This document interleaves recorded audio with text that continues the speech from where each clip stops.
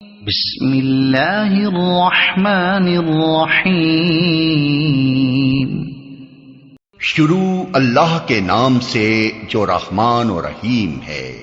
أرأيت الذي يكذب بالدين فذلك الذي يدع اليتيم ولا يحض على طعام المسكين فويل للمصلين الذين هم عن صلاتهم ساهون الذين هم يراءون ويمنعون الماعون۔